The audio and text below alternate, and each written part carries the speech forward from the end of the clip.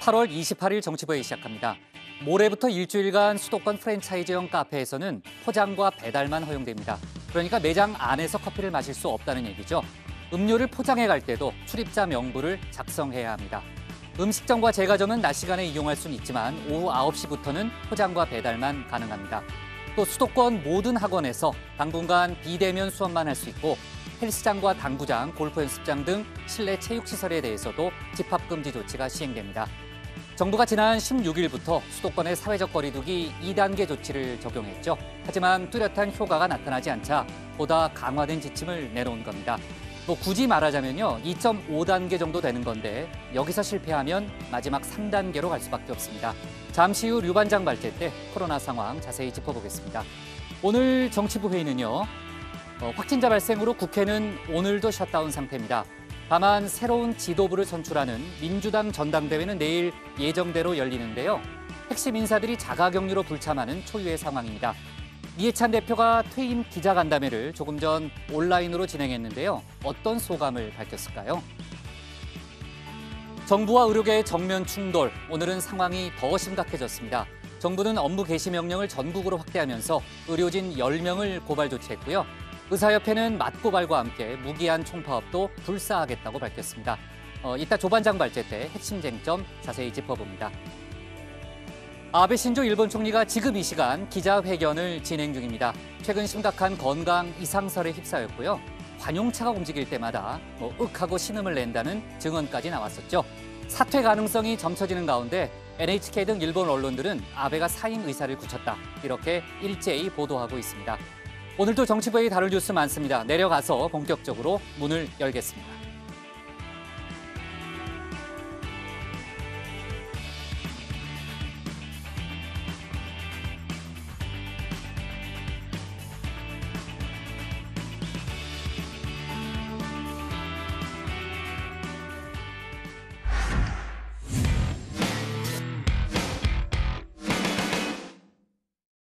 네, 본격적인 회의를 시작하기 전에요. 조금 전에 들어온 속보부터 얘기를 하고 가겠습니다.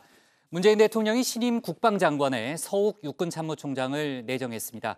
강민석 대변인이 조금 전에 인사 배경을 설명했는데 굳건한 한미동맹에 기반한 전시작전권 이양 등을 차질 없이 추진할 적임자라고 평가했습니다. 전시작전권 부분을 많이 강조했고요. 서욱 내정자가 광주광역시 출신인데 합참작전본부장 등을 거쳐서 지난해부터 육군참모총장으로 재직해왔습니다. 마침 올 하반기 한미연합훈련이 오늘 끝났어요. 그러니까 그 시점에 맞춰서 국방장관 교체를 단행한 걸로 보입니다. 저희도 이제 전에 정치부회의 때 좀 그 얘기를 한 적이 있는데 정경두 장관 교체는 어느 정도 깜짝 놀라는 그런 카드는 아닙니다. 어느 정도 점쳐져 왔죠. 코로나 총력 대응 상황을 고려해서 오히려 인사폭을 좀 줄여서 원포인트 개각 인사를 단행한 걸로 보입니다. 현 정부 들어 첫 국방장관이었던 송영무 전 장관이 해군 출신이고요. 현재 정경두 장관은 공군 출신이죠. 이번에 이제 육군 출신이니까 육해공 어느 정도 또 균형을 고려하지 않았을까 하는 그런 생각도 듭니다. 자, 조금 전에 들어온 속보부터 얘기를 해봤고요. 이제 청와대 발제 시작을 하겠습니다. 오늘 신규 확진자가 300명대로 떨어졌지만 여전히 심각합니다. 정부는 거리두기 2단계를 유지는 하되 모레부터 수도권 지역에서 방역 조치를 한층 더 강화한다는 점을 밝혔습니다. 문재인 대통령은 오늘 국립중앙의료원을 방문해서 중증 병상을 점검하고 의료진도 격려했습니다. 코로나 관련 소식을 유정아 반장 발제해서 자세히 정리해 보겠습니다. 오늘 코로나 신규 확진자 371명입니다. 다시 300명대로 떨어지긴 했지만 확산세는 여전합니다. 서울, 경기, 인천, 수도권에 79%가 몰려 있습니다. 오늘로 수도권 지역 누적 확진자는 7,200명입니다. 대구보다 더 많아졌습니다. 위 중증 환자는 58명이고 사망자도 3명 늘었습니다. 정부는 수도권에서 핀포인트 방역 강화 조치를 내놨습니다. 2.5단계 정도는 돼 보입니다. 최근 감염률이 높은 20대에서 40대 젊은 층의 외부 활동을 줄이고 아이들과 학생들을 지역사회 감염으로부터 보호하고 또 치명률이 높은 고령층을 보호하기 위한 조치라고 설명했습니다. 수도권의 2단계 거리두기를 유지하되 한층 더 강화된 방역 조치를 이번 일요일부터 8일간 집중적으로 실시하기로 하였습니다.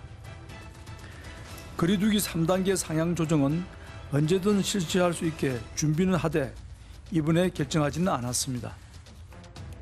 보다 강화된 방역 조치 이겁니다. 일반 음식점, 휴게 음식점, 제과점은 저녁 9시부터 다음날 새벽 5시까지 포장과 배달만 허용합니다. 프랜차이즈 커피 전문점은 매장 내에서 음식, 음료 섭취가 금지되고요. 헬스장 등 실내 체육시설도 집합 금지, 사실상 문을 닫는 겁니다. 학원은 비대면 수업만 허용되고 독서실, 스터디 카페도 운영이 중단됩니다. 요양병원과 요양시설은 면회가 금지됩니다. 이번 주 일요일인 30일 0시부터 다음 달 6일 24시까지 수도권 지역에 내려진 조치입니다. 광복절 광화문 집회에 참석했다가 증상이 나타났는데도 검사를 받지 않고 바깥을 돌아다닌 사람 또 나왔습니다. 경남 창원의 50대 여성입니다. 대학생 아들, 고등학생 딸까지 확진자가 됐는데 이 딸은 증상이 나타나기 전까지 학교를 갔습니다. 현재 이 학교는 문을 닫았습니다. 증상 발현 후에 일주일간 검사를 받지 않고 있었습니다. 행정적, 법적 조치와 함께 향후 추가 확진자 발생 등에 대한 방역 비용 등을 구상권 청구할 것을 창원시와 함께 검토하겠습니다. 집단 감염도 계속됐습니다. 서울 노원구의 빛가온 교회에서 확진자 17명이 나왔습니다. 코로나에 특히 취약한 곳이죠. 경기 남양주의 요양원 두 곳에서 입소자 13명과 종사자 5명 등 18명이 확진이 됐습니다. 두 요양원은 같은 건물에 있는데 보건당국은 건물을 통째로 격리했습니다. 부산 해운대 온천센터에서 일하는 여성 세신사도 확진 판정을 받았습니다. 560명이 진단검사를 받았는데요. 접촉자가 최대 1,500명에 이를 것으로 추정이 됩니다.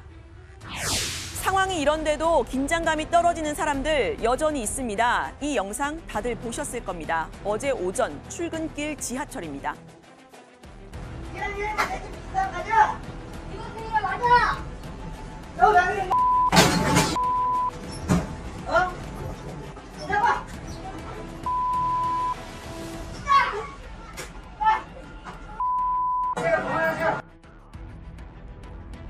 마스크를 써달라고 한 승객을 때린 건데 말리는 사람까지 폭행을 합니다. 문제의 승객은 현행범으로 체포가 됐는데요.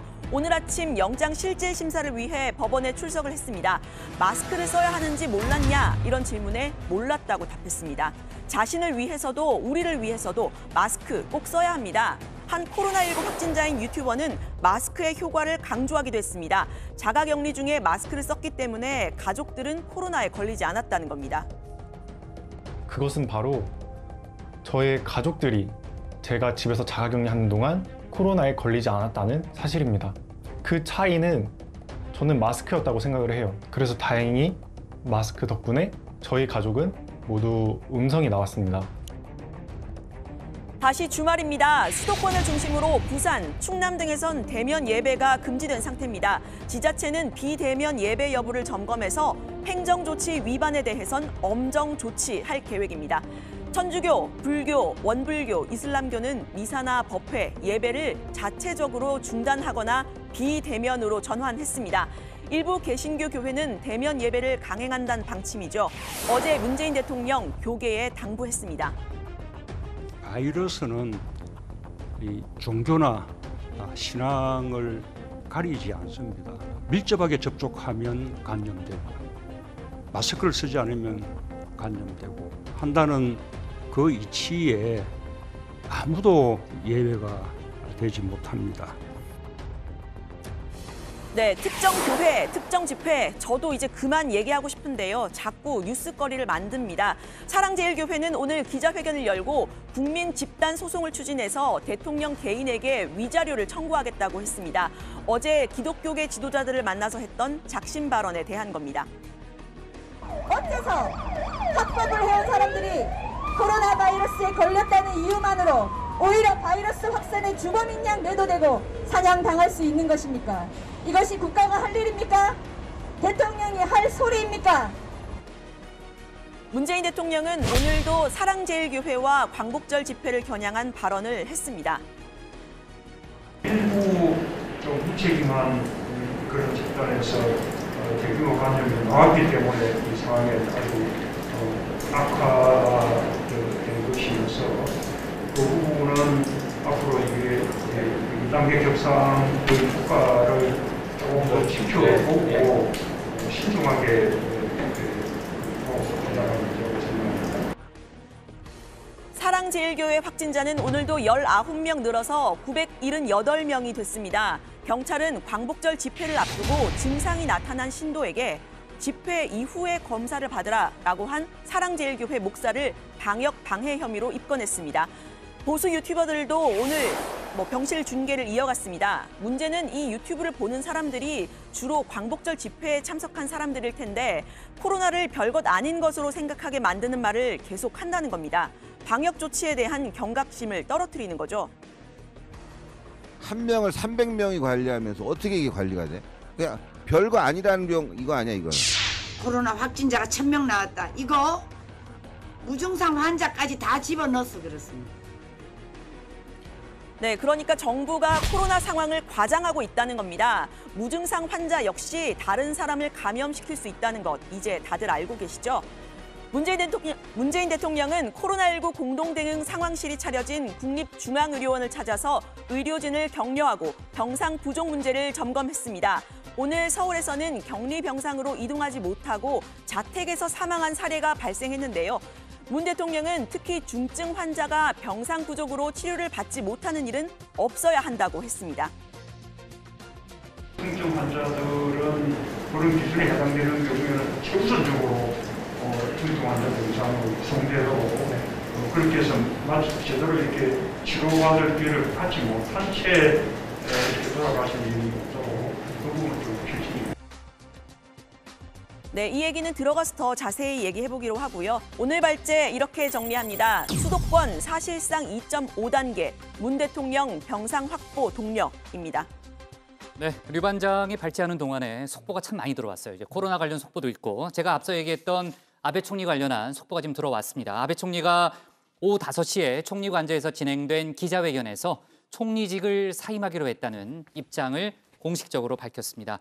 사실 오늘 이제 NHK 등 일본 언론들이 아베가 사임 의사를 굳혔다라는 보도를 한 오후 2시경부터 좀 내보내기 시작했어요. 그리고 3시에 자민당에서 모임이 있었는데 거기서 부분적으로 사임 의사를 밝혔다 이런 얘기가 흘러나오기도 했는데 조금 전에 아베 총리가 본인의 입으로 직접 사임 의사를 밝혔습니다. 그러니까 그 2012년 12월 이후에 이제 7년 8개월간 이어진 아베 독주 체제가 막을 내리게 됐네요. 저희도 이제 정치부회의에서 계속 짚어봤지만 이제 2007년에 이어서 다시 한번 이제 궤양성 대장염이 본인의 정치 좀 생명을 좀 잡았다, 발목을 잡았다 이렇게 평가할 수 있겠고요. 이따가 이제 고반장 발제 때 저희가 차근차근 짚어보겠지만요. 지금 스가 관방장관을 비롯한 이제 후임 총리 좀 구은에 있는 이제 사람들에 대한 얘기도 많이 나오고 있고 또 아베 총리가 한일 관계 악화에 또 한 축을 담당했잖아요. 그러니까 아베 총리의 퇴장으로 인해서 한일 관계에 전환점이 올 수도 있다 이런 전망도 많이 나오고 있습니다. 자, 지금 이제 아베 총리의 그 사퇴 기자회견 저희가 이제 속보로 일단 정리를 했고요. 이따 고반장 발제 때 저희가 관련 내용이 준비돼 있으니까 그 관련 내용을 여러 가지 이제 파장과 함께 앞으로의 전망까지 짚어보도록 하겠습니다.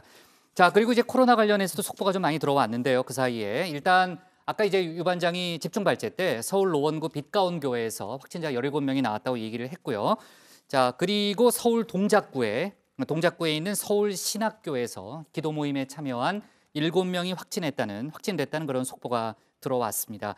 그러니까 같은 건물에 또 이제 그 노인 시설도 있고 교회도 있기 때문에 지금 이제 동작구에서는 전부 다 검사를 받아야 된다. 또 방문자들도 함께 다 검사를 받아야 된다는 그런 입장을 좀 밝히고 있고요.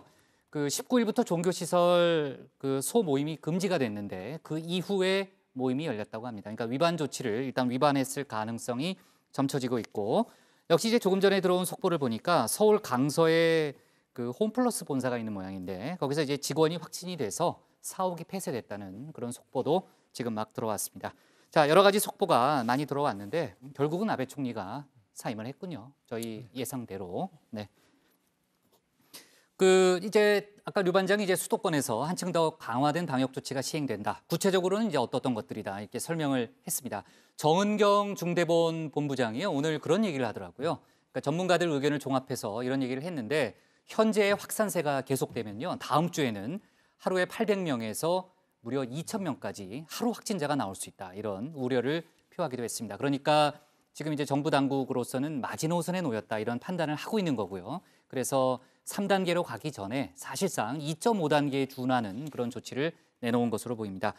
조 반장. 네. 그리고요. 그동안 이제 고령층이 코로나에 취약하다 뭐 이런 얘기도 많이 해왔는데 최근에는 젊은층 확진자 부분이 많이 또 발생한다면서요. 네, 그렇습니다. 방역당국은 지난 21일부터 일주일간 전체 확진자 가운데 20대에서 40대 비율이 38.5%라고 밝혔습니다. 이 때문에 이번 조치는 젊은 층을 중심으로 외부 활동을 줄이는 데 중점을 줬다고 하는데요. 음식점과 주점, 제과점 등은 저녁 9시까지만 일반 영업을 할 수 있습니다. 이외에는 포장과 배달만 허용이 된다는 거고요. 프랜차이즈 커피 전문점은 아예 테이크아웃만 가능합니다. 헬스장이나 당구장, 골프 연습장 같은 실내 체육시설은 침방울 배출이 많고 또 체류 시간이 길기 때문에 아예 운영을 중단해야 합니다. 이번 조치로 수도권 소재의 38만여 개의 음식점과 제과점, 6만 3천여 개의 학원, 2만 8천여 개의 체육시설 등 47만여 개 이상의 영업시설이 제한을 받게 됩니다. 네. 자, 지금 이제 강화된 조치가 필요한 시점이기는 한데 뭐 분명하죠. 상황이 악화됐으니까 자영업자들로서는 참으로 힘든 시간이 이제 또 오고 있다 이렇게 좀 볼 수 있고 아이들과 학생 또 노인을 보호하기 위한 그런 조치들도 필요하겠죠, 고반장. 네, 그렇습니다. 수도권 학교 또 이 300인 이상 학원은요 이미 원격 수업으로 전환돼 있는 상태죠. 300인 이하의 학원 그리고 독서실, 스터디 카페도 비대면 서비스 외에는 운영이 중단됩니다. 같은 시간에 9명 이하가 머무는 이 교습소만 방역 수칙을 준수해서 운영을 할 수 있게 됩니다. 학생 돌봄 공백 완화를 위해 재택근무도 활성화하는데요. 정부와 공공기관은 전 인원의 3분의 1 이상 이 재택근무를 실시하고 민간 기업에도 유사한 수준을 권고합니다. 치명률이 높은 이 고령층을 위해서는 요양병원과 요양시설의 면회를 금지하고 이 주야간 보호센터, 무더위 쉼터 등도 휴원을 권고했습니다. 이 마지막 배수진을 통해 수도권의 확산세를 잡지 못한다면 우리는 3단계 거리두기라는 마지막 수단밖에 남지 않습니다. 3단계 거리두기는 이번 조치보다 훨씬 광범위한 시설과 영업장에 제한을 가하는 조치로서 서민 경제와 일상생활의 크나큰 상처를 남기게 될 것입니다. 최 반장, 오늘 코로나 사망자가 3명 늘어났는데 그중 1명은 자택에서 격리병상으로 이동하는 도중에 사망했다고요? 네, 이 서울에서 숨진 2명 가운데 1명인데요. 지난 26일 기존 확진자의 접촉자로 분류가 되어서 검사를 받은 다음에 이튿날 확진 판정을 받았습니다. 당일 자택에서 격리병상 이동을 위해 대기를 하고 있었는데요. 119 구조대가 출동을 해서 심폐소생술을 실시했지만 안타깝게도 숨졌다고 합니다. 아까 보니까 이제 문재인 대통령도 오늘 코로나 공동 상황실을 찾은 그런 모습을 볼 수 있었는데 이제 또 병상 확보를 독려했잖아요. 고 반장, 실제 병상 확보 상황은 어떻답니까? 네, 이 국립중앙의료원 주영수 기조실장은요, 중증 환자 병상 문제에 대해서 현재 상황으로는 관리 가능한 수준으로 가고 있다 이렇게 설명을 했습니다. 현재보다 이 환자 수가 2~3배 이상이 되면 또 다른 대책이 필요할 것 같지만 그렇게까지 현재 급격하게 증가하고 있는 건 아니라는 그런 이야기입니다. 네, 국장이 말씀하신 것처럼 문재인 대통령이 자택에서 대기하다가 사망하는 환자 사례 언급을 했는데요. 의료진은 병상이 부족하다기보다는 인력 부족 문제가 더 큰 문제라고 했습니다. 중환자를 담당하는 의료 인력을 제대로 투입할 수 있는지 이게 더 문제고 병상 배정이 되지 않아서 그런 건 아니라는 겁니다.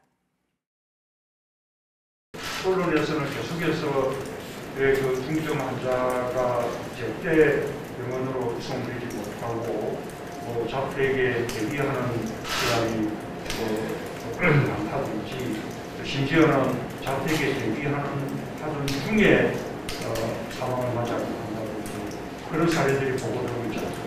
인력의 문제보다는 인력 부족의 문제가 더 큰 문제라서 중소관 자체적으로도 간호사나 이런 부분들을 모아서 교육시켜서 병원에 투입을 할 예정이고. 자, 오늘도 이제 그렇지만요. 요즘 이제 계속해서 교회 집단 감염 사례가 이어졌잖아요. 방역 당국이 교회 감염 관련한 역학조사에서 조 반장 위험 요인을 찾아냈다고요?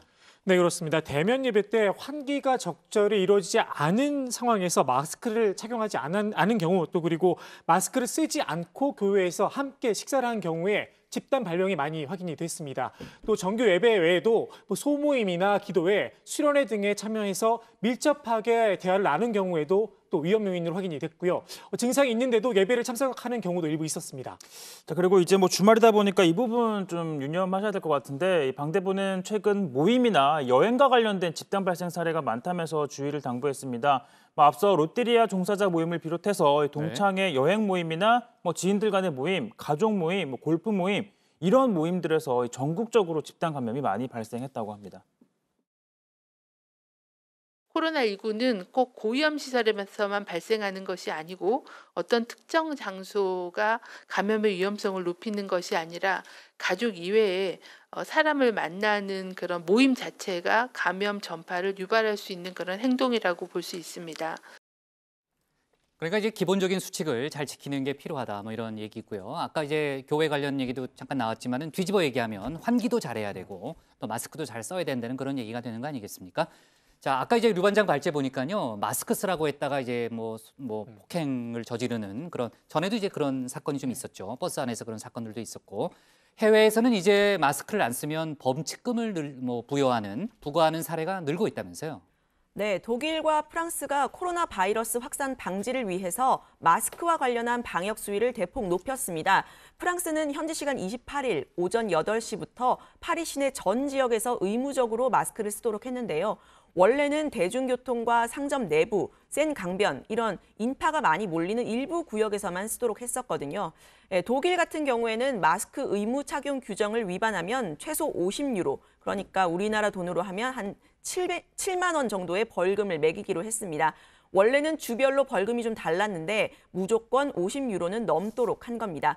유럽에서는 마스크를 거부하는 시위까지 열릴 정도로 마스크에 대한 거부감이 좀 있는데요. 이번에 이런 조치를 취한 것은 봉쇄령을 다시 내릴 경우에 경제적인 파급력이 너무 크다, 이런 정부의 판단 때문입니다. 네. 자, 아베 총리 속보와 함께 이제 코로나 관련 소식을 짚어봤는데, 아베 총리가 이제 한 달간 고민을 해서 내린 결론이고, 아무튼 13년 전에 궤양성 대장염이 이제 악화가 됐고 앞으로 새로운 약물을 투입할 것이다, 이런 등등의 얘기를 했다고 합니다. 자, 이따가 다시 한번 좀 자세히 짚어보고요. 오늘 청와대 발제는 이렇게 정리하겠습니다. 수도권 사실상 2.5단계, 문 대통령 병상 확보 독려로 제목을 잡겠습니다. 다음은 최종혁 반장의 발제를 들어보겠습니다.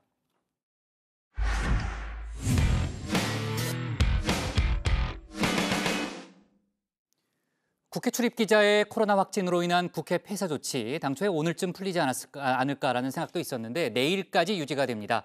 추가 확진자가 없을 경우에는 다음 주 월요일 31일부터 업무를 정상화한다는 방침인데요.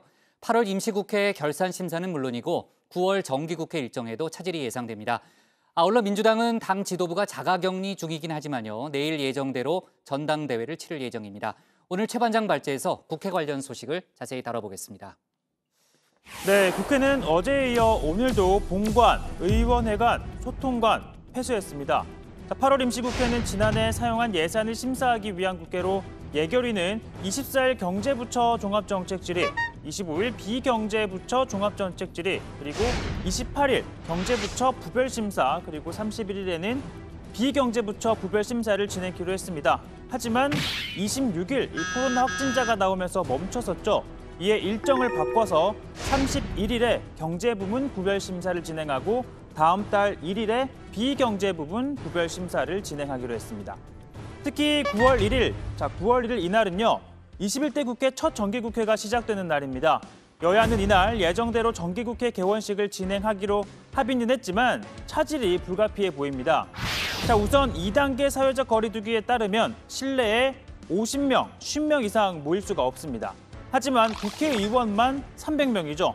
자, 무엇보다 이 국회법상 회의를 열 수 있는 의사 정족수는 재적의원 5분의 1인 60명입니다. 그러니까 2단계 규정대로면 본회의 자체를 소집할 수가 없는데요. 다만 국회는 법률이 정하는 국가회의는 이 예외로 둘 수 있다는 유권 해석을 갖다 놓은 상태이긴 합니다.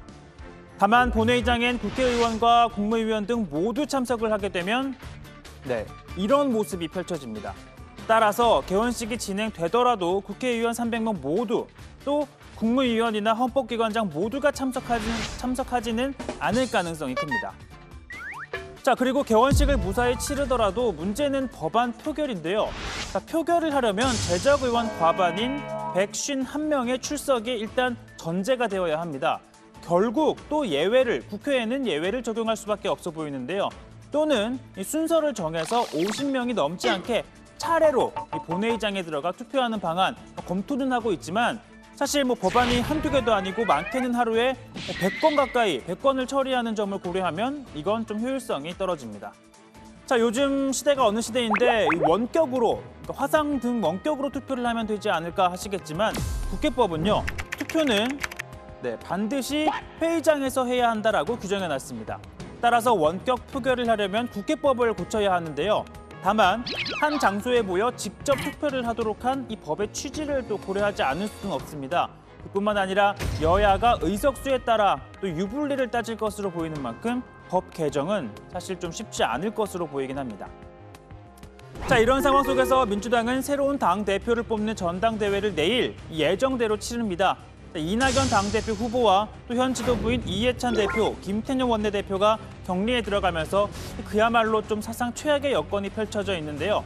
자, 사실 전당대회라고 하면 이러한 실내체육관 같은 곳에서 또 이런 분위기 속에서 치러지는 게 제맛입니다.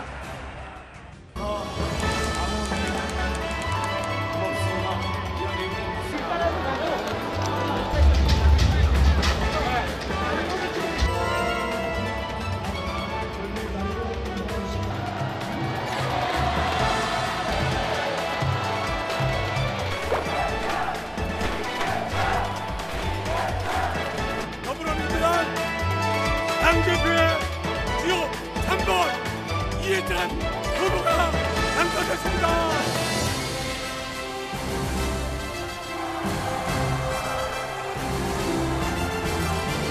자, 저 사회를 본 노웅래 의원 저런 분위기 속에선 흥분을 하지 않을 수가 없나 봅니다. 사실 그러나 이번 전당대회에서는 열렬한 지지자들은 물론이고 또 대의원도 없습니다.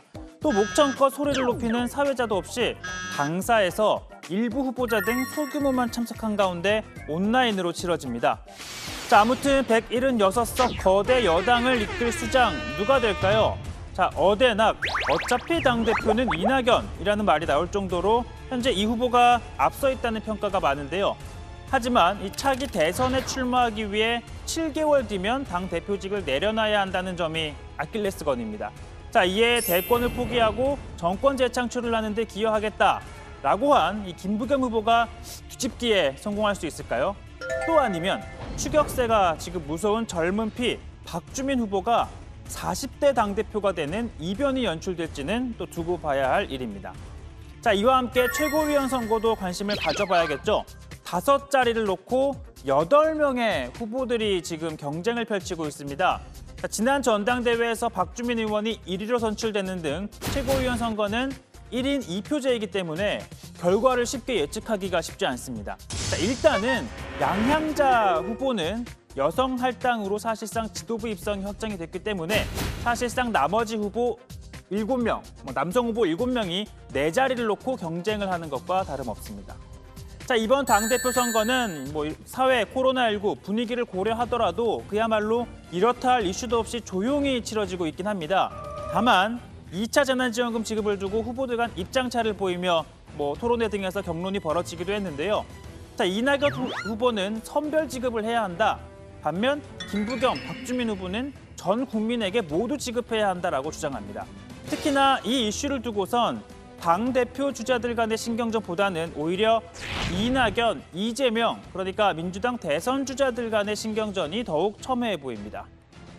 이름 그대로 긴급 재난지원금입니다. 예. 재난에 당하신 분들을 긴급하게 지원하는 일이거든요. 그러니까 더 급한 분들께 더 빨리 그리고 더 두텁게 도움을 드리는 것이 이론상 맞는 것이죠. 그건 저의 신념이고요.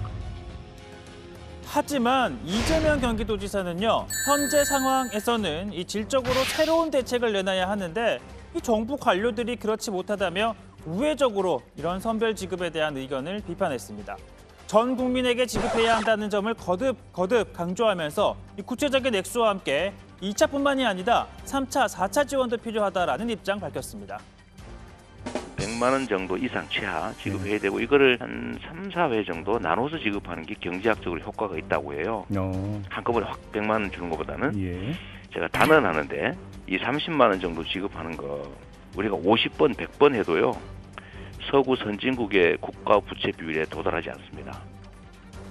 자, 앞서 이낙연 의원은 신념이다, 내 신념이다라고 해가며 선별 지급이 맞다라고 강조했지만 이재명 지사 단언한다며 전 국민 지급이 맞다라고 맞서고 있는 겁니다. 만일 이낙연 의원이 내일 전당대회에서 차기 민주당 대표가 된다면 이 앞으로도 각종 현안을 두고 당내에서는 두 사람 간의 적지 않은 신경전이 이어질 것으로 보입니다. 자, 오늘 발제 정리합니다. 국회 내일까지 폐쇄, 민주당 전당대회 예정대로 진행입니다. 네, 코로나 관련해서 계속해서 속보가 들어오고 있는데 아까 이제 서울 노원구 빛가온교회 같은 경우에는 이제 앞서 저희가 이제 확진자가 17명이라고 그랬는데 확진자가 21명까지 지금 이제 증가한 상태입니다. 지금 뭐 관련해서 계속해서 다른 그 소규모 집단 감염이 일어난 곳에서도 확진자가 계속 늘고 있는 이제 그런 상황이고요. 자, 내일 온라인으로 이제 민주당 전당대회가 예정대로 진행이 됩니다. 결과 내일 정치부에 없죠. 없죠. 네. 하여튼 저희가 이제 다정회에서는 전해드리지 못하지만 이제 속보는 뉴스룸에서 전해드리는 걸로 하고요. 새로운 당대표가 취임한 이후에 그 저희가 월요일 상황까지 해서 다음 주 월요일부터는 국회가 정상화된다는 거죠. 그렇습니다. 네, 그러니까 국회 상황과 함께 저희가 정치부회의 때 얘기를 해보는 걸로 하겠습니다. 그 고반장, 이해찬 현 당대표의 임기는 그럼 오늘까지예요, 내일까지요? 내일까지죠? 네, 그렇습니다. 이해찬 대표는 2018년 8월 25일에 전당대회에서 당선이 돼서 임기를 시작했고요. 내일까지 해서 2년 임기를 마치게 됩니다. 7선 국회의원의 국무총리까지 역임했던 이해찬 대표, 자, 누구보다 힘이 센 당대표였다 이런 평가가 나오고 있는데요. 뭐 조국 전 장관 사태나 추미애 장관과 윤석열 검찰총장 간의 뭐 갈등 국면 등 이 정국에 부담이 되는 사안이 불거질 때마다 군기반장을 자처하면서 중심을 잡았고 또 이 과정에서 당청 관계도 긴밀히 잘 유지했다는 평가가 나옵니다. 무엇보다 시스템 공천을 통해서 개파간 잡음 없이 총선을 치렀고 그 결과 180석에 가까운 압승을 이끌어낸 점은 공으로 꼽힙니다. 다만 독선적인 리더십으로 당내 민주성이 잘 보장되지 못했다는 비판도 받고 있는데요. 당내에서 나오는 소수 의견에 지나치게 인색했다는 불만도 곳곳에서 터져 나왔습니다. 특히나 잦은 설화로 구설에 오른 것은 이 대표의 단점으로 꼽힙니다. 단적인 예로 최근 국가인권위원회는 이 대표가 장애인 비하 발언을 한 것을 두고 민주당의 재발 방지 대책을 마련하고 장애인 인권 교육을 하라 이런 취지의 권고 결정을 내리기도 했습니다. 네. 자, 마찬가지로 임기를 마치는 김혜영 최고위원 오늘 자성의 목소리를 냈다면서요, 류 반장. 네, 오늘 최고위원 회의가 열리는 날인데 국회가 폐쇄되면서 열리지를 못했습니다. 이에 소셜미디어를 통해서 그동안의 소회를 밝혔는데요. 김혜영 최고위원은 소수 의견을 과감하게 말하는 것이 당의 다양성을 확장하는 길이고 그것이 국민 전체와 당에도 도움이 되는 길이라면서 당이 잘못한 것은 잘못했다고 국민들께 진솔하게 말씀드려야 하는데 지도부에서 그런 점이 좀 부족했던 것 같다 이렇게 밝혔습니다. 그러면서 조국 전 장관 사태, 또 청년 문제, 검찰 개혁 이런 잘못에 대한 대처 방식 등에 대한 자신의 입장을 표명을 했는데요. 조 전 장관 사태에 대해서는 국민들의 갈등과 분열이 크게 일어났고 지금도 이어지고 있다면서 당에서 국민적 갈등을 조정하고 수습하는 데 있어서 제대로 역할을 하지 못한 부분이 아쉽다고 토로했습니다. 네. 자, 이해찬 당대표는 당초 오늘 이제 대면 기자간담회를 가지려고 했지만요. 아까 이제 국회가 셧다운되고 지금 이제 코로나 사태가 심각하기 때문에 결국은 이제 온라인 간담회로 선회를 한 거죠. 네, 그러다 보니 간담회에 직접 참석한 기자들, 언론인들은 없었는데요. 대변인이 미리 취재진들에게 질문 취합을 해서 이해찬 대표에게 대신 질문을 하면 이 대표가 답하는 방식으로 진행이 됐습니다. 최 반장은 질문 안 했어요? 저는 출입 기자는 아닌가? 저는 이제 현장에 있는 다른 기자가 했고요. 그래요? 저는 네. 대신 받아서 이제 네. 얘기만 들었는데 네. 자, 입법 독주나 아까 조 반장이 말했던 거 있잖아요. 입법 독주나 당을 좀 폐쇄적, 비민주적으로 운영했다라는 지적에 대해서는 아니다. 나는 건전한 비판은 모두 수용해 왔다라는 입장을 밝혔고요. 또 차기 당대표가 좀 어떻게 당을 운영했으면 좋겠냐라는 질문에 대해서는 국민과 당원, 여야 간 소통을 하는 게 중요하다라면서 당을 민주적으로 운영하는 것이 매우 중요하다라고 강조를 했습니다. 또 여권의 이 차기 대선 주자로 이낙연 의원과 이재명 지사가 지금 경쟁을 펼치는데 그 외에 또 가능성 있는 주자가 누구라고 생각하느냐라고 했더니 정치는 살아있는 생물과 같다. 이 상황에 따라 얼마든지 또 새로운 후보가 나오기도 하고 또 또 이 부분이 좀 눈여겨볼 만한데요. 지금 잘 나가는 분이 어려움을 겪기도 한다라고 얘기를 하기도 했습니다. 네, 원론적인 얘기 하니까요. 뭐 그렇긴 한데요. 너무 과잉 해석은 안 해도 될 것 같아요. 알겠습니다. 네. 정치는 생물이니까요. 근데 네. 이제 이렇게 온라인으로 진행되다 보니까 사실 기자회견이라는 게 질의응답이 중요하잖아요. 그렇죠. 하나의 질문만 네. 던지고 답하는 것보다는 수시로 이제 질문이 오가야 되는데 네. 이것도 진행이 됐습니다. 어떻게 됐냐? 민주당이 공보국에서 각 언론사별로 무작위로 전화를 걸어가지고요. 네. 전화 연결이 되는 기자들과 질의응답을 가졌습니다. 그런데 사실 이런 거 처음 보시죠, 국장? 저는 그 외국에서도 못 본 것 같아요. 네, 이게 되게 네. 처음이다 보니까 네. 좀 이런 해프닝이 벌어지기도 했는데 한번 보시죠. 네, 국민일보 박재현 기자님이시죠? 네, 저 강원시 수석 대변인입니다. 네, 근데 저 약간 근원 씨가 다른 박재현을 연결시키는 것 같아요. 그러세요? 네, 네. 지금 대표님 질문 연결이 됐는데, 대표님 지금 저희가 온라인으로 기자간담회 하는데 못 들으셨군요, 지금. 아니요, 제가 그 SBS 박재현입니다. 그렇습니까? 다르시구나. 잘못 연결됐네요. 네네네, 그런 것 같습니다. 예. 네, 미리 좀 잘 연결해 주셨으면 좋겠고, 혹시 대표님 기자 이제 간담회 중인데 질문하실 거 다 별도로 없으신가요? 예, 저는 없어요. 사회부입니다. 네, 알겠습니다. 네, 고맙습니다. 네. 네, 그러니까 대단한 동명이인 해프닝이네요. 기자가 네. 있었는데 이제 네. 정치부 있는 모 신문사 기자를 한테 전화를 했어야 되는데 그러니까요. 공보국에서 이제 동명이인 기자를 보고 모 방송사에 있는 기자한테 전화를 해서 사실 부처도 출입도 다르다 보니까 이제 회사도 다르고 부서도 다르고 네, 그런 에피소드가 좀 있었고요. 어쨌든 그 외에는 이제 제대로 이제 언론사별로 전화가 이루어져가지고 질의응답이 좀 원활하게 이루어졌습니다. 자, 이해찬 대표는 김대중 노무현 정부가 재집권에 실패를 해서 이 정권이 이명박 박근혜 정부로 넘어가면서 당시 추진했던 정책들이 왜곡되는 걸 좀 볼 때 안타깝다라고 했었는데요. 그래서 문재인 정부의 정책이 뿌리 내리기 위해서는 재집권이 중요하다라면서 이 정책이 뿌리를 내리려면 적어도 뭐 한 20년 정도 걸린다고 강조를 했는데 그러니까 20년 집권론을 과거 얘기했던 것도 그런 취지였다라고 설명을 했습니다.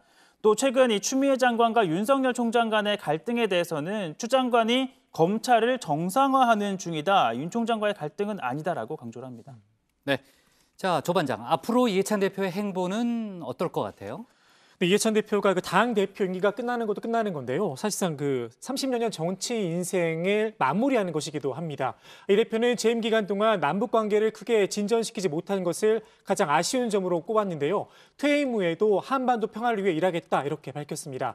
지난 6월 동북아 평화경제협회 이사장에 취임을 했는데 정계 은퇴한 후에도 북한과의 평화협력 사업 발굴을 위해서 역할하고 싶다는 뜻을 피력한 것으로 풀이가 됩니다. 일단 현실 정치권과는 일단은 거리를 좀 둘 것으로 보이지만 향후 주요 선거나 정치적인 국면에서는 당 상임 고문으로서 입김을 좀 적잖이 작용하지 않을까 싶기도 합니다. 자, 미래통합당 얘기도 좀 해볼게요. 원래 이번 주에 새로운 정강정책과 당명을 비대위에 보고한 다음에 당내 구성원들의 의견 수렴 절차를 밟는다. 이게 이제 기본적인 계획이었잖아요. 하지만 국회 셧다운된 얘기도 했지만 전반적으로 이제 코로나 여파로 인해서 일정이 다 미뤄질 걸로 보이죠. 네, 일단 기본소득 등이 담긴 정강정책은요. 앞서 통합당 비대위에 보고가 됐고 당초 오늘 비대위에서는 이 공모를 통해 접수받은 복수의 당명을 보고할 계획이었지만 이게 미뤄졌습니다. 자, 이 같은 정강정책과 당명은 구성원들의 의견을 듣고 또 그리고 정국위와 상임정국위 등을 거쳐야 하는데요. 코로나19에 따른 국회 상황에 맞춰서 다시 일정을 정할 것으로 보입니다. 당초 김종인 비대위 출범 100일인 다음 달 3일을 전후로 해서 이 작업이 완료될 전망이었지만 수정이 불가피해졌습니다. 네, 참고로 통합당이 공모를 받은 당명 후보 가운데 가장 많이 포함된 단어가 국민이었잖아요. 맞아요. 이에 따라서 새 당명에는 국민이 들어갈 확률도 높아 보입니다. 자, 그런데 국민 하면 자연스럽게 현재로서는 그 국민의당이 떠오르잖아요. 그럼요. 예, 공교롭게도 주호영 원내대표가 국민의당과의 통합 문제에 대해 같이 할 수 있다고 여러 차례 의견을 밝혔고 이제는 안철수 대표나 국민의당의 선택에 달린 것 같다 이렇게 밝혔습니다. 즉 통합당이 서울시장 및 대선에서 범보수 단일화를 위해서 국민의당의 손을 내민 것으로 이렇게 해석이 되는데요. 앞으로 보수 야권 단일화가 향후 주요 변수가 될 것으로 보입니다. 네.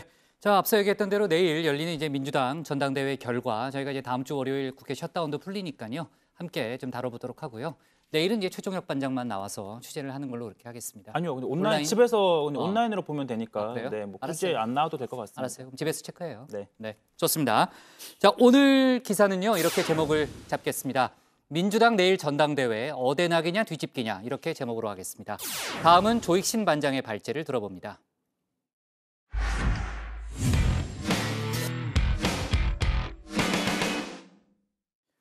오늘은 의사협회가 예고한 2차 총파업의 마지막 날이죠. 하지만 정부와 의협이 강대 강으로 부딪히면서 파업이 장기화할 가능성도 높아졌습니다. 정부는 집단 휴진에 나선 의사들에게 다시 강경책을 뽑아들었는데요. 업무 개시 명령에 불복한 의사 10명을 오늘 경찰에 고발 조치했습니다. 이에 맞서 의사들도 대응 수위를 높였습니다. 또 서울대병원 교수들이 집단 휴진에 동참하기로 했다는 속보도 들어왔는데 관련 내용을 조익신 반장이 정리해봤습니다.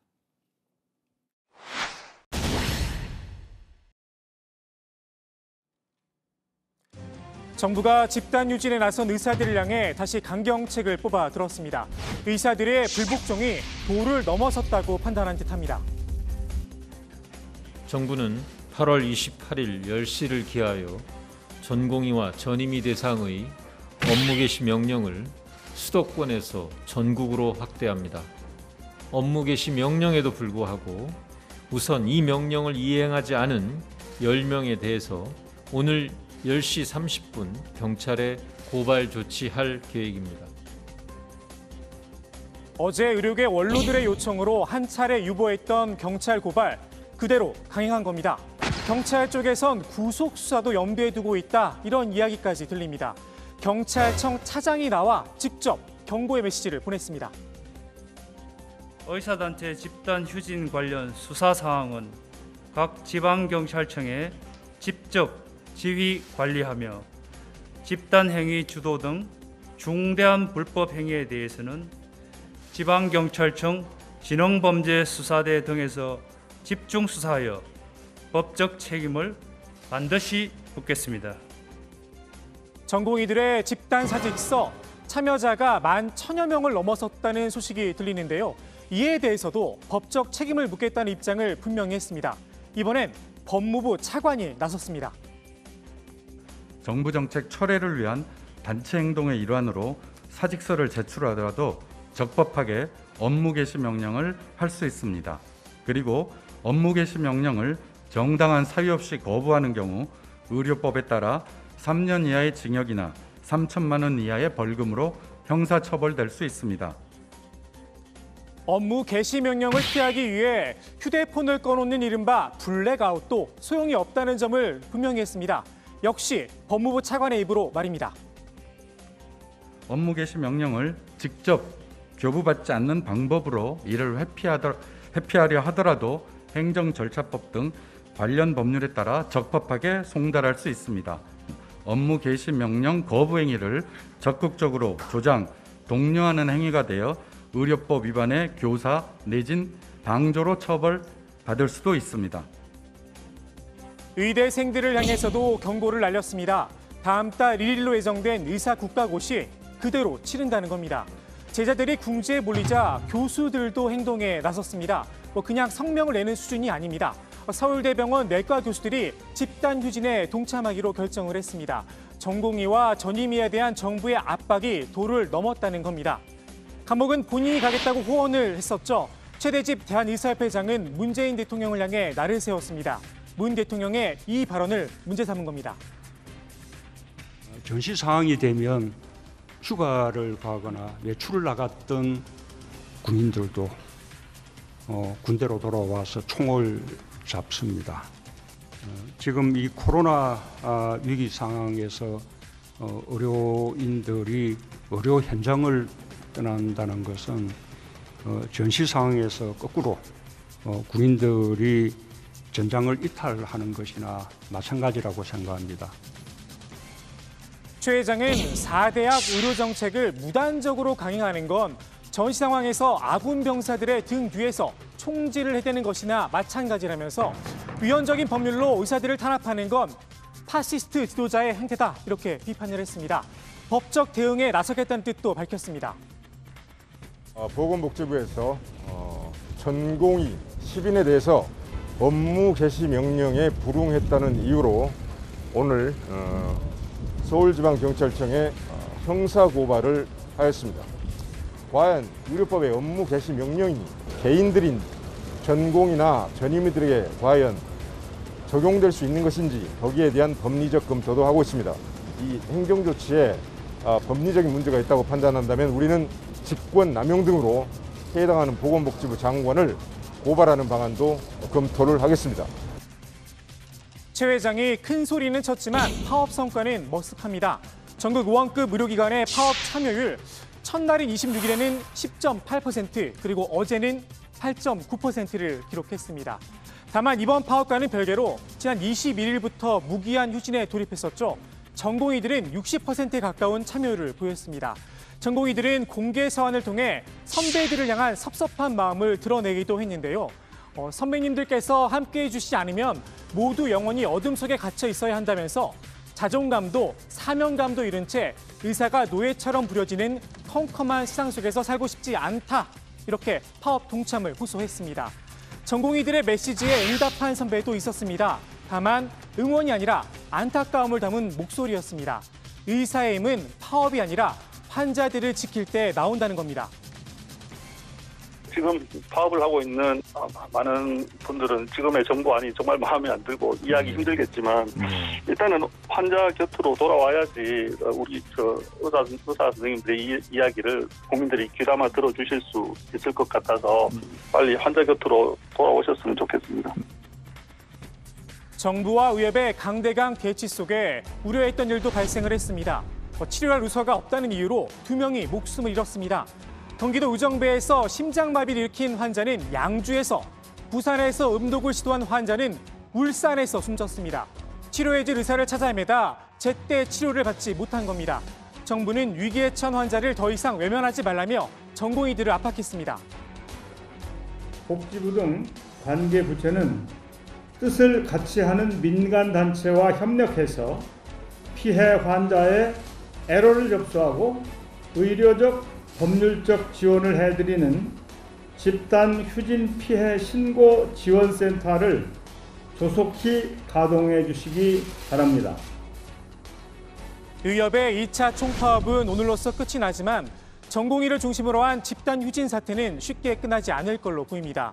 전장을 떠났든 아군 뒤에서 총질을 했든 결국 전쟁에서 가장 큰 피해를 보는 건 일반 국민들입니다.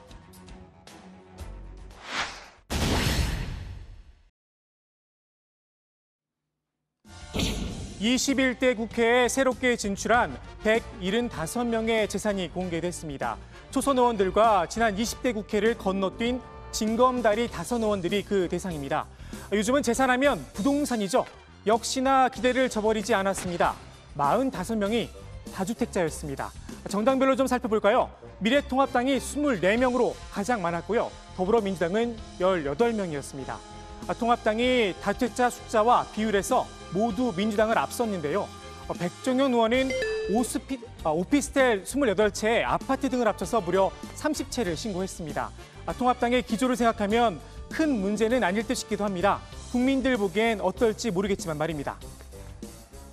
근데 미래통합당은요. 예. 다주택이 죄악이라고 주장하는 당이 아닙니다. 예. 최고 부동산 부자도 통합당에서 나왔습니다. 177억 원이 넘는 부동산을 보유한 김은혜 의원이었습니다. 배우자 명의의 건물 지분만 158억 원에 이른다고 합니다. 부동산 문제에 있어서 민주당은 통합당과 사정이 좀 다릅니다. 지난해 이런 약속까지 했었습니다. 총선에 출마하는 모든 민주당의 후보자들이 집을 재산 증식 수단으로 삼지 않겠다고 약속하고 거주 목적 외에 주택을 처분할 것을 서약할 수 있도록 해줄 것도 요청합니다. 그런데 신고 대상자 가운데 5분의 1이 다주택자였습니다. 김홍걸 의원의 경우엔 유일한 3주택자이기도 했습니다. 이 가운데 2채는 강남 아파트였는데요.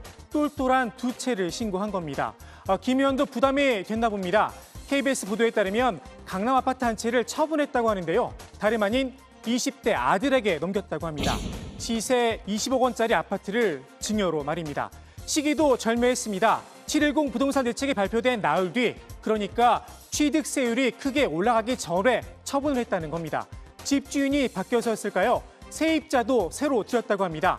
6억 5천만 원이었던 전셋값을 10억 5천만 원으로 올려서 말입니다. 민주당이 야심차게 추진했던 전월세 상한제도 피해간 듯합니다. 김 의원은 이런 해명을 내놨습니다. 증여세로 6억 원 이상을 냈고 새 세입자와 맺은 전세금은 시세대로 받은 것이라고 말입니다. 세금을 덜 내려 증여한 게 아니냐는 비판에는 둘째가 건강이 좋은 편이 아니라 아내가 둘째 명의로 하기로 결정한 것이다. 이렇게 밝히기도 했습니다. 세상에 사정 없는 사람이 있을까 싶기도 합니다. 신규 재산 등록자 가운데 최고 부자는 누굴까요? 부동산 부자 김은혜 의원일까요? 아닙니다. 주식 부자, 정확히는 회장님 아들이었습니다. 통합당 전복민 의원이 914억 원으로 최고 자산가 자리에 올랐습니다. 이진주택과 동수토건의 주식 가치만 858억 원이었는데요. 두 회사 모두 아버지 회사인 이진종합건설의 관계회사였습니다. 이번에 공개된 국회의원들의 평균 재산 28억 원에 이른다고 합니다. 일반 가구의 8배입니다. 재산 공개 때마다 느끼는 거지만 서민을 대표하는 분들의 재산이 왜 이리 많은지 모르겠습니다. 오늘 국회 발제 이렇게 정리합니다. 업무 개시 명령 확대, 파시스트, 의사 찾던 환자들 사망. 네, 이번 의사협회 파업을 놓고서요. 이제 정치권에서도 이제 공방이 한창인데 특히 민주당 같은 경우에는요. 공세 수위를 한껏 끌어올렸죠. 네, 치과의사 출신이자 이번 전당대회 경선에서 최고위원에 출마한 신동근 의원이요. 박정희 전두환 독재 정권 치하였다면 파업하는 것을 생각도 못했을 사람들이 민주화가 되고 나니 이 민주정권을 파쇼라고 비난한다라며 강도 높게 또 비난을 한 겁니다. 서른 최고위원도 이 파업에 동조하는 숫자도 극히 적은 데다 국민적인 지지를 못 받는 상황이라며 일단 코로나19가 정리될 때까지는 이 파업을 중단하고 정리가 된 다음에 논의를 계속하는 것이 맞다라고 지적했습니다. 네, 그리고 미래통합당 같은 경우에는요. 고 반장, 정부가 이번 파업을 자초하고도 책임을 떠넘기고 있다. 이런 주장을 하고 있다면서요. 네, 미래통합당 주호영 원내대표는요. 세계 최고 수준의 의료 방역 체계의 주역을 맡은 의사들에게 포상이나 칭찬을 못할 망정 설익은 의료 정책을 강요하면서 괴롭히면 안 된다라고 주장을 했습니다. 조혜진 통합당 의원도 열심히 봉사하는 의료진에 대해 총을 갈긴 건 정부다라고 하면서 자발적으로 전선에 나간 의용군의 뒤에서 총을 쏘면서 어떻게 전쟁을 치르느냐라고 날을 세웠습니다. 네. 자, 그리고 어제 있었던 검찰 중간 간부 인사를 놓고서도요. 저희가 이제 그 내용에 대해서는 최 반장이 발제를 했고요.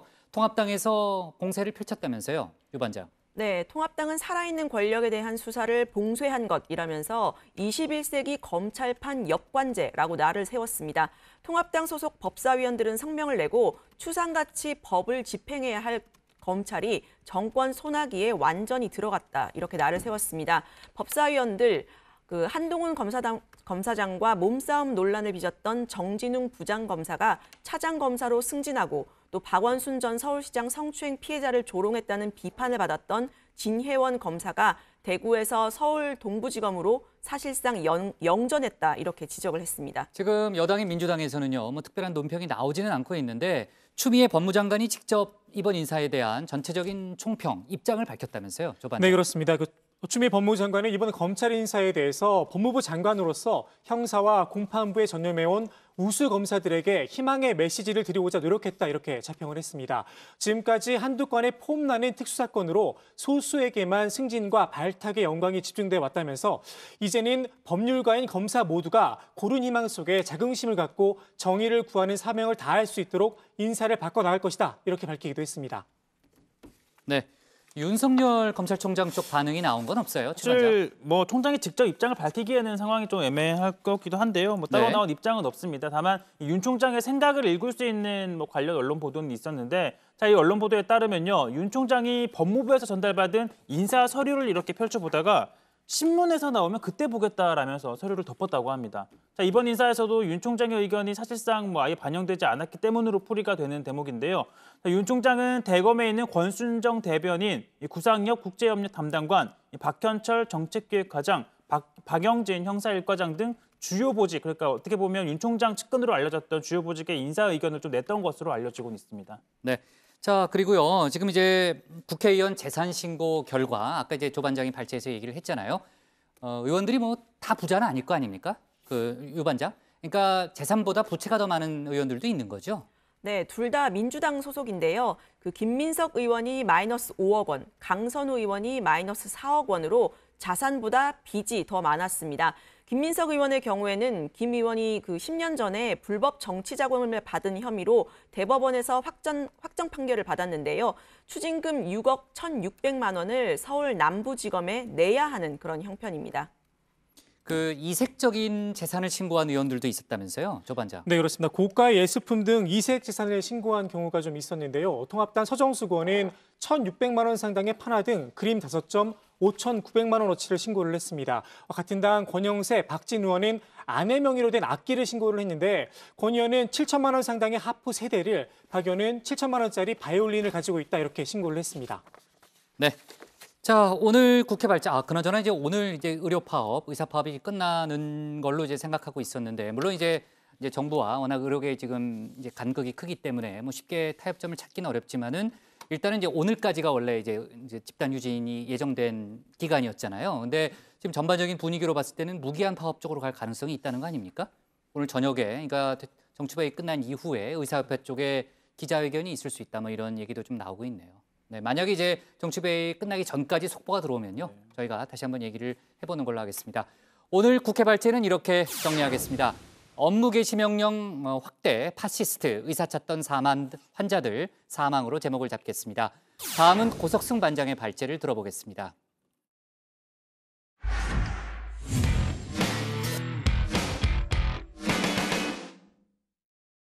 네, 아까 저희가 이제 속보로 얘기했지만요, 아베 신조 일본 총리가 조금 전에 사임 의사를 밝혔습니다. 원래는 이제 코로나 정부 대응 방안 관련 회견으로 알려졌지만은 사실상 총리직 사임 회견이었습니다. 그동안 건강 이상설에 시달려왔던 아베 총리는 궤양성 대장염이 재발됐다면서 후임 총리가 정해질 때까지만 총리직을 맡겠다는 입장을 밝혔습니다. 고 반장 발제에서 아베 총리의 오늘 기자회견 내용, 그리고 미국 공화당 전당대회 관련 내용도 함께 다뤄보겠습니다. 네, 아베 신조 일본 총리가 오늘 기자회견을 열고 총리직 사임 입장을 밝혔습니다. 중도 사임입니다. 자, 기자회견은 코로나19 관련 일본 정부의 대책을 설명하기 위한 자리로 처음 알려졌지만 사실상 총리직 사임 회견이었습니다. 아베 총리는 궤양성 대장염이 재발했다면서 건강이 정치에 영향을 줘서는 안 된다라고 말했습니다. 아베 총리는 최근 건강 이상설에 시달려왔는데요. 실제로 이번 달에만 2차례나 한 대학병원을 찾아 건강 검진을 받기도 했습니다. 今日は先週の検査の結果を詳しくお伺いをし、そしてまた追加的な検査を行いました。 네, 야당에서는 아베 총리가 직접 나서서 건강 이상설을 해명하라, 이런 압박도 이어졌습니다. 昨日総理お戻りになられて、公務に復帰をなさいましたので、そうであれば2日に集中審議をぜひお願いをしたいと。 네, 일본 언론들은 아베 총리의 안색은 물론이고 걸음걸이 등을 분석하면서 건강 이상설을 제기했는데요. 일각에선 총리직 중도 사임까지 거론되기 시작했습니다. 일본 정부가 적극적으로 진화에 나서기도 했었죠. まずこの安倍総理の党総裁としての任期がまだこれ1年上ありですね、ポスト安倍などという話はまだ時期尚早であり、先日も総理自らこれからまた仕事で頑張りたいとおっしゃっております。私自身が毎日お目にかかってもですね、お変わりはない、こういうふうに思っています。 그리고 오늘 아베 총리가 갑작스런 사임 기자회견을 가진 건데요. 아베 총리는 기자회견 전 오후 2시쯤 자민당 간부 등에게 사임 의사를 미리 밝혔다고 합니다. 그러면서 후임 총리가 정해질 때까지만 총리를 맡겠다고 말했다는 겁니다. 자, 아베 총리의 건강 이상설은 어제 오늘 나왔던 문제가 아닙니다. 아베 총리는 지난 2007년 총리를 맡았을 당시에도 건강 문제로 1년 만에 중도 사임을 한 바 있습니다. 아베 총리의 지병인 궤양성 대장염이 발목을 잡았던 겁니다. 아베 총리는 총리직 사임 이후 일본의 한 월간지에 자신의 건강 상태에 대해 이렇게 밝힌 바 있습니다. 극심한 복통에 시달리다 화장실로 달려가면 혈변으로 변기가 빨갛게 물들 정도입니다. 침대와 변기를 오가느라 숙면을 취할 수 없었습니다. 하루에 여러 번 화장실을 가는 건 선거운동 등 정치활동에 큰 지장을 줍니다. 그리고 이후 건강을 회복하고 아베 총리는 다시 총리직에 오릅니다. 2012년이었죠. 자, 하지만 그 이후에도 여러 차례 건강 이상설이 거론된 바 있습니다. 건강 문제가 거론될 때마다 총리직 사임 가능성이 언급됐지만 아베 총리는 사임은 없다, 건강에 이상이 없다 이런 입장을 분명히 했었죠. 하지만 결과적으로 2007년에 이어 또다시 건강이 발목을 잡았습니다. 자, 이제 관심은 포스트 아베, 그러니까 아베 총리의 후임 총리에도 관심이 쏠리고 있는데요. 관련 내용은 들어가서 좀 더 이야기를 해보죠. 자, 이번에는 미국 이야기 좀 해보겠습니다. 미국 남부지방이 허리케인으로 큰 피해를 입었습니다. 어제도 잠깐 전해드렸던 이 허리케인 로라가 현지 시간으로 어제 새벽 1시쯤 미국 남부 루이지애나와 텍사스 등을 거쳐가며 이 피해를 준 건데요. 현재까지 집계된 바로는 6명이 사망하고 88만여 가구가 정전 피해를 입었다고 합니다. 허리케인이 관통한 루이지애나가 가장 큰 피해를 입었는데 이 레이크 찰스라는 도시에서는 20층이 넘는 고층 빌딩이 이 유리창 이렇게 파손되고 또한 화학 공장에서는 염소 유출로 화재까지 발생했습니다. And unfortunately, despite the heat that they're experiencing, shelter at home under those circumstances means they need to be on the inside of their home with their doors and windows closed and the air conditioning off if they're lucky enough to have electricity. 자, 루이지애나와 텍사스 주정부는 최악은 면했다라고 안도하면서도 추가 피해에 촉각을 곤두세우고 있습니다. 코로나19 우려로 일부 주민들은 대피소 대신 집 안에 머물러 있었다고 하는데요. 해당 주민들의 상황을 파악하는 데 집중을 하고 있다고 합니다. 자, 이렇게 남부 지역에선 허리케인으로 큰 피해가 난 가운데 미국 공화당은 대통령 후보 선출을 위한 전당대회 마지막 날 일정을 진행했습니다. 마지막 날인 만큼 이 지원 연설에 나선 연사의 면면도 나름 화려했습니다. 먼저 루돌프 줄리아니 전 뉴욕 시장이 나섰습니다. In critical times in our history, America has always been blessed with the right person to handle the crisis. Washington, Lincoln, Roosevelt, Reagan were perfect for the challenges they faced and brought our nation through gloriously. Mr. President, make our nation safe again. 네, 도널드 트럼프 대통령의 딸이자 백악관 선임 고문인 이방카 트럼프도 아버지의 지지를 호소했습니다. What kind of America do we want to leave for our children? I am more certain than ever before we want a future where our kids can believe in American greatness. We want a society where every child can live in a safe community and go to a great school of their choice. This is the future my father is working to build each and every day. 네, 전당대회 마지막 날 하이라이트는 바로 트럼프 대통령의 공화당 대통령 후보 수락 연설이었습니다. 트럼프 대통령은 수락 연설 내내 바이든 민주당 후보를 맹비난하며 미국을 더욱 안전하고 더욱 강력하고 어느 때보다 위대하게 만들 것이다 라고 말했습니다. This election will decide whether we save the American dream or whether we allow a socialist agenda to demolish our cherished destiny. No one will be safe in Biden's America. And on November 3rd, we will make America safer.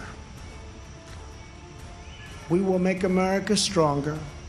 We will make America prouder. And we will make America greater than ever before. 네, 이 전당대회 연설도 연설이지만 이번 공화당 전당대회 내내 눈길이 갔던 건 거리두기 여부였습니다. 자, 거의 모든 일정을 이 비대면 화상 연설로 진행한 민주당과 달리 공화당은 청중 연설과 화상 연설을 번갈아가며 진행했는데요. 자, 이 거리두기에는 그다지 신경을 안 쓰는 듯한 모습이 곳곳에서 보였습니다. 관련한 이야기도 들어가서 좀 더 해보죠. 일단 오늘 발제 이렇게 정리합니다.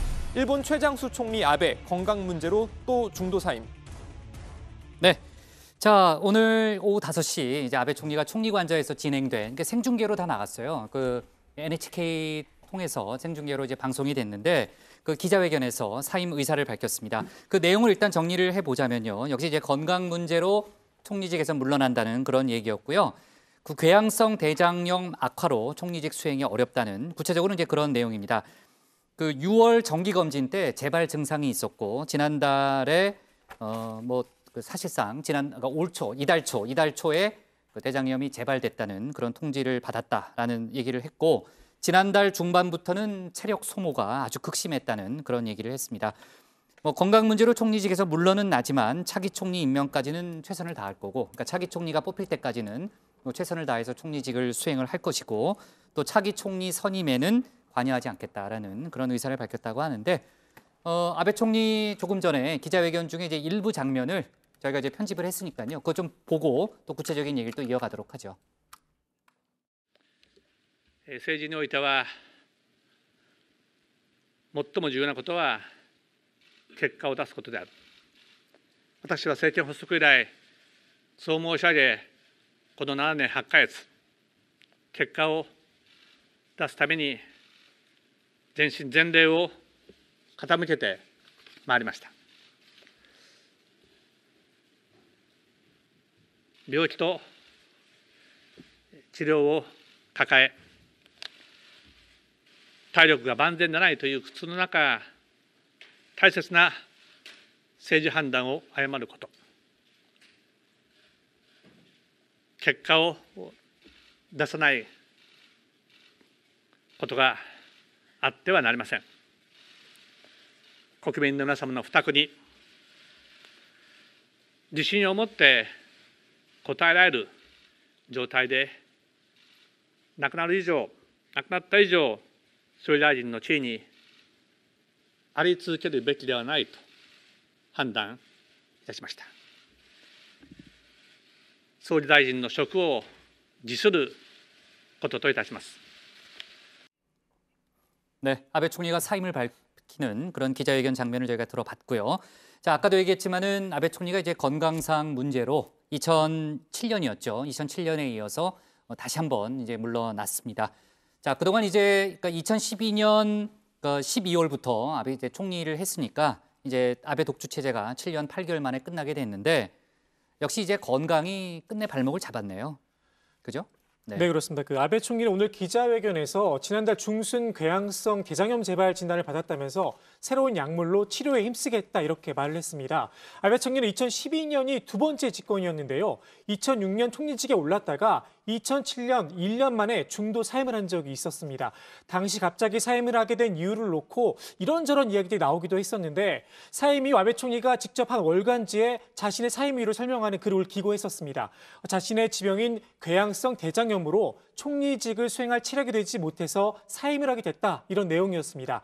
그리고 건강을 회복한 뒤에 2012년 다시 총리직에 올랐는데요. 이후에도 건강 문제가 종종 거론이 됐었습니다. 네, 일단 2014년에 크게 거론된 적이 있었는데 맞아요. 내각의 이 각종 스캔들 관련 아베 총리의 국회 답변 모습을 두고 날카롭고 예민해졌다 이러면서 일부 언론이 건강 이상설을 제기한 겁니다. 한 언론은 아베 총리의 치과 통원 횟수가 많다면서 건강이 나빠지면 치아 이상으로 신호가 올 수 있는데 총리의 지병인 이 궤양성 대장염이 악화했을 수 있다 이런 여당인 자민당 의원의 말을 전한 적도 있습니다. 당시에도 아베 총리는 건강 문제를 일축했는데요. 자, 그런데 이듬해인 2015년에도 한 언론이 아베 총리가 재계 인사들과의 식사 도중 피를 토했다 이런 보도를 하자 아베 총리 측은 법적 조치를 검토하겠다면서 오보라고 주장한 바 있습니다. 글쎄요, 지금 이제 법적 조치 얘기도 했지만요. 이번에도 이제 건강 이상설이 제기된 초기에 건강에 이상이 없다 이렇게 선을 그었잖아요, 류 반장. 네, 이번 달 초에 일본의 한 주간지가 관련 보도를 하면서 논란이 시작이 됐는데요. 아베 총리가 총리 관저 내 집무실에서 토혈을 했다. 그러니까 피를 토했다는 그런 보도였습니다. 이후 아베 총리의 건강 이상설이 다시금 일파만파 퍼져나가면서 일본 정부는 건강 이상설을 부인을 했었습니다. 당시 스가 관방장관은 기자들에게 내가 연일 총리를 만났는데 담담하게 직무에 전념하고 있다라면서 전혀 문제가 없다고 생각한다 이렇게 말했습니다. 하지만 이후 아베 총리가 두 번이나 한 대학병원에서 검진을 받자 아예 사임 가능성까지 거론이 됐고요. 또 결과적으로 오늘 실제로 사임 입장을 밝힌 겁니다. 아베 총리는 국정 운영과 치료를 병행하는 데 어려움이 있다고 판단했다. 이렇게 사임 이유를 밝혔습니다. 네, 결국 이제 아베가 물러나기로 결정을 했기 때문에 후임 총리에 관심이 쏠릴 수밖에 없는데 어떨 것 같아요, 최 관장? 일단 후임 총리에 대해서 알아보려면 일본의 이 정치 체제를 좀 알아야 될 것 같은데요. 좀 제가 설명을 드리면 일본의 총리는 관례적으로 중의원 다수당의 대표가 맡게 됩니다. 의원 내각제기 때문에 그런 거죠? 그렇죠. 네. 당대표가 그러니까 총리가 된다는 거고요. 2차 대전 이후에 1990년대 초와 2009년부터 2012년까지 등 이 짧은 기간을 제외하고는 자유민주당, 자민당 총재가 거의 총리직을 사실상 독점해왔습니다. 그래서 자민당 그 내에 당 내의 권력 다툼을 보면 차기 총리를 알 수 있을 정도인데요. 이 자민당 내의 최대 파벌은 현 이 아베 총리가 속한 호소다파입니다. 97명이 속해 있고요. 아소다로 부총리가 이끄는 아소파가 그 뒤를 잇고 있긴 합니다. 우리나라를 향해 망언을 여러 차례 내놨던 고노다로 방위상도 바로 이 아소파 소속이기도 합니다. 글쎄요, 어젯밤에 아소파에서 모였다, 이런 보도도 아까 지금 봤는데, 자, 그래서 이제 전반적인 그때 아주 좀 포괄적인 그런 얘기를 최 반장이 했고, 구체적으로는 누가 거론이 된다는 얘기죠? 네, 그건 제가 좀 설명을 드리면요. 그 최 반장이 파벌 이야기를 아까 했었는데, 파벌 간의 경쟁과 연합을 통해서 자민당 총재, 그러니까 신임 총리가 선출되기 때문에 일단은 최대 파벌인 호소다파와 아소파의 의중이 중요합니다. 현재 유력한 후보로 거론되는 건 이시바 시게루 전 간사장인데요. 대중적인 인기가 높습니다. 그런데 아베 총리의 당내 최대 정적이라 호소다파와 아소파 모두 차기 총리로는 탐탁치 않게 생각한다는 게 좀 문제입니다. 아베 총리가 염두에 두고 있는 인물은 따로 있는데요. 기시다파를 이끌고 있는 기시다 우미오 전 외무상입니다. 대중적 인기가 떨어지는 게 좀 단점입니다. 대안으로 고노다로 방위상과 스가 관방장관 등도 거론이 되고 있고요. 무파벌인 그 고이즈미 신지로 환경상 훌펀색으로 유명하죠. 일각에서 총리 후보감으로 거론이 되고 있습니다. 아베 총리는 오늘 기자회견에서 관련 질문을 받고 차기 총리는 내가 말할 게 아니라면서 선거 영향을 끼칠 생각이 없다 이렇게 말하기도 했습니다. 네, 아베 총리는 스가 관방장관을 또 마음에 두고 있다 이런 보도도 있고요. 아무튼 복잡합니다. 고 반장. 그나저나 이제 아까 앞서도 제가 잠깐 그 얘기는 했는데 아베 총리가 이제 한일 관계 악화에 또 상당히 또 중요한 한 축을 담당해 왔잖아요. 아베 총리의 퇴장으로 한일 관계 개선 좀 가능성이 있어 보입니까? 네, 일단 전문가들은 이 자민당 내에 어떤 인물이 총리직에 오르더라도 한일 관계에 큰 변화가 없을 것이다. 이런 좀 분석을 많이 내놓고 있습니다. 일단 일본의 대외 정책 자체가 큰 변화가 없을 것이고 또 이 한일 관계와 관련된 이슈에 대해서 자민당 내부 이미 강경 대응에 대한 이 공감대가 형성이 돼 있다는 겁니다. 물론 앞서 정리한 유력 후보군 중에서 이시바 시게루 전 간사장, 이 아베 총리의 유력 당내 정적이죠. 또 그리고 이 기시다 후미오 전 외무상 정도는 상대적으로 비둘기파로 평가가 되기도 해서 약간의 변화를 기대해 볼 수도 있다. 이런 분석도 나오긴 합니다. 참, 류 반장, 지금 이제 그 아베 총리의 긴급 기자회견에 대해서요. 청와대에서 입장을 낸 게 있다고요? 네, 청와대는 아베 총리 기자회견 직후에 입장을 냈는데요. 일본의 헌정 사상 가장 최장수 총리로서 여러 가지 의미 있는 성과를 남겼고 특히 오랫동안 한일 양국 관계 발전을 위해서 많은 역할을 해온 아베 총리의 급작스런 사임 발표를 아쉽게 생각한다고 했습니다. 또 아베 총리의 빠른 쾌유를 기원한다라고 하면서요. 우리 정부는 새로 선출된 일본 총리 및 새 내각과도 한일 간 우호 협력 관계 증진을 위해서 계속해서 협력해 나갈 것이다. 이렇게 밝혔습니다. 네, 조금 전 들어온 속보까지 얘기를 해봤고요. 미국 공화당 전당대회 얘기 짧게 좀 해볼게요. 트럼프 대통령이 오늘 수락 연설에서요. 바이든 후보를 아주 강하게 비난했네요. 네, 이 백악관에서 한 70분 정도 진행이 된 이 대통령 후보 수락 연설에서 말씀하신 것처럼 바이든 후보를 거세게 비난을 했습니다. 트럼프 대통령은 바이든 후보에 대해서 배신, 어리석은 실수 이런 강도 높은 표현을 동원해서 비난을 했고요. 또 민주당에는 사회주의자들, 급진 좌파라는 용어를 사용하면서 이념 공세를 퍼부었습니다. 자, 트럼프 대통령은 이 조 바이든과 민주당은 반복적으로 미국을 인종차별과 경제적, 사회적 불평등의 땅이라고 공격했다라면서 이 국가를 해체하는 데 그렇게 많은 시간을 쓰는 민주당에게 어떻게 나라를 이끌어 달라고 요청하겠느냐라고 주장을 했습니다. 그러면서 조 바이든은 미국 영혼의 구세주가 아닌 일자리의 파괴자라면서 이 바이든은 미국인들의 꿈을 아웃소싱하고 그들의 일자리를 해외로 내보냈고 국경을 열었다라고 주장했습니다. 바이든 후보도 가만히 있지 않았겠는데요. 네, 그렇습니다. 일단 이 바이든 후보 같은 경우는요. 수락연설, 그러니까 트럼프의 수락연설 전에 선제 공격을 했습니다. 이 바이든은 방송 인터뷰에서 트럼프가 이 백악관을 전당대회 주요 무대로 사용하는 것을 겨냥하면서 민주당과 공화당 모두가 고수해왔던 모든 기본 규칙과 원리들을 휘두르고 있다. 백악관을 소품으로 사용하고 있다. 이렇게 비판했습니다. 그러면서 버락 오바마 전 대통령이 재선에 도전할 때 트럼프처럼 하거나 또는 내가 백악관 잔디밭이나 로즈가든에서 그렇게 했다면 무슨 일이 일어났을지 상상할 수 있겠느냐 이렇게 반문하기도 했습니다. 네. 자, 그러니까요. 아니 말해요. 말 끊으려고 그런 거 아니에요? 알겠습니다. 자, 그리고 마이크 펜스 부통령의 이 후보 수락 연설을 거론하면서 펜스의 연설처럼 도널드 트럼프가 이 바이든의 미국은 안전하지 않을 것이다라고 주장을 한다면 트럼프의 미국에서 당신은 얼마나 안전하다고 느끼는지도 자문해보라 이렇게 말을 하기도 했습니다. 아니 말을 끊으려고 그랬던 게 아니고 추임새를 넣은 건데 목소리가 좀 크게 나왔어요. 너무 추임새가 강해서 미안해요. 좀 놀랐습니다. 크게 나왔어요. 예. 아 근데 아까 그 공화당 전당대회 보니까요 코로나에 너무 무신경한 거 아니에요? 그러니까요. 참 답답합니다. 예. 자 오늘 기사 제목은요 이렇게 정리하겠습니다. 일본 최장수 총리 아베 건강 문제로 또 중도 사임으로 제목을 잡겠습니다.